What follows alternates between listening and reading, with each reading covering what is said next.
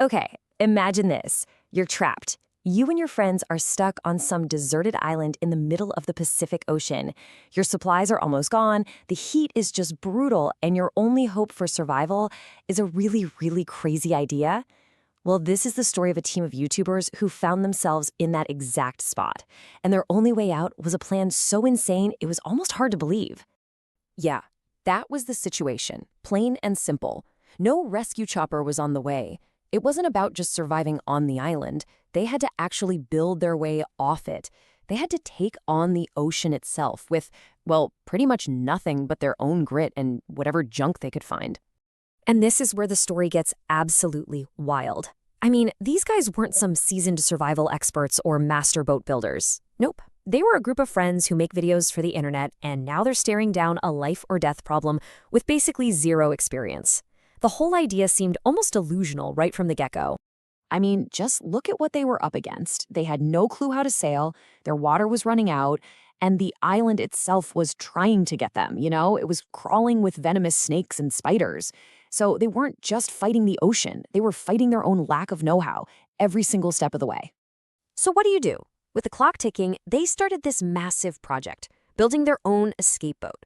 Their entire survival now rested on whether they could turn a bunch of scavenged junk and some sticks into something that could actually float. This is where that, desperation-fueled creativity really kicks in. And when we say trash, we mean it. This wasn't a shipyard, this was a pile of bamboo, some old rope, and plastic barrels that had washed up on the beach. They were trying to build a life raft out of literal garbage and just praying it would be strong enough to get them across miles of open water. And getting those materials was just a brutal, multi-day ordeal. They were risking running into vipers just to get bamboo and combing the beaches for anything that looked useful. The physical toll was just immense. On day 4, the heat got so bad that one of them, Nolan, actually collapsed from heat stroke literally seconds after finding the last barrel they needed. So after days of just back-breaking labor, they hit this make-or-break moment. Before they even thought about a sail or a deck, they had to answer the most important question of all. Will this thing even float? Everything they had worked for, every ounce of energy they'd spent, it all came down to this one simple test. And it worked. The pure, explosive joy in that moment, you can just feel it. This one small victory was absolutely everything to them. It wasn't just a floating pile of junk anymore. It was proof that their crazy idea might actually work. It was hope. For the first time, getting off that island felt less like a dream and more like something they could actually do. But, with the boat finally built, the real test began. A grueling 12-hour trip across the open ocean. This wasn't about building something anymore. This was about pure human endurance against the raw, unforgiving power of the sea. Their strategy seemed pretty solid, right? Use the tide to give them a push, paddle like crazy to get through the tough currents near the shore, and then, once they were in open water, use the sail. They'd work in shifts to keep from getting totally exhausted. On paper, it was a good plan. But the ocean, well, it doesn't really care about your plans. Almost as soon as they set off, their whole strategy just started to fall apart. What happened next was just this cascade of things going wrong that pushed them right to their absolute breaking point. The physical effort hit them immediately, and it hit them hard. Just 20 minutes in, you can hear the exhaustion from the past week just crashing down on them. The paddling was burning through their energy way, way faster than anyone thought it would. And then, disaster. One of their homemade paddles just snapped. That's a devastating blow. It instantly cuts their power and puts so much more strain on everybody else. It was a perfect, terrible reminder of just how fragile this whole escape plan was. Next up, seasickness.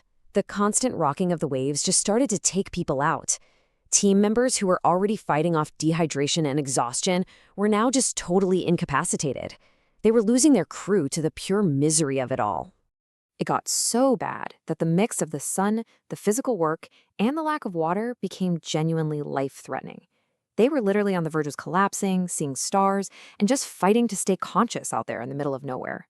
And this quote marks rock bottom. After hours of fighting, they looked up and realized they weren't moving at all. The currents and the wind had them trapped. They weren't sailing to freedom anymore. They were just stuck, helpless and totally defeated in the middle of the ocean. 7 hours. Think about that. For 7 hours, they had been giving everything they had, this non-stop agonizing effort, and they were completely stuck. Too far from the island to go back, and it seemed impossible to go forward. Hope was pretty much gone. But just as they were about to give up, just as they were ready to fire their emergency flare, something incredible happened. The ocean, which had been fighting them all day, suddenly switched sides. The tide shifted, and the current started pulling them, almost like magic, right toward their destination. This was a miracle. It gave them a second wind. Fueled by this new hope and a surge of adrenaline, they started their final push. They could literally see the beach. Victory was right there. But the ocean had one last cruel trick to play. And with this second chance, the distance just started to disappear. 1.7 miles away, then 0.8, then just 0.6. You can hear them screaming with joy. They are absolutely sure they've done it. After nearly 12 hours of absolute hell, they could taste victory. But it all came down to a race against the clock. They knew the same tide that was helping them was about to turn against them. They had this tiny 20-minute window to make it the last half mile to the shore. It was now or never. And this is the exact moment that triumph flips into tragedy. Just as they hit that final 5% of the trip, the tide shifted, the wind turned. They were less than half a mile from shore, but suddenly, they started moving backward. The ocean was literally ripping their victory right out of their hands. The emotional crash is it's gut-wrenching to hear. After everything, the heat stroke, the broken paddle, the 12 hours of paddling, the moments of complete hopelessness followed by that miracle, they failed. They were right there, and it just wasn't enough. In the end, they did have to be rescued, and it just leaves you with this really powerful question. I mean, they did something absolutely incredible. They built a boat from trash and sailed it for 12 hours across the ocean. But they didn't make it to the shore. So what is the line between an epic story of human survival and a heartbreaking story of failure?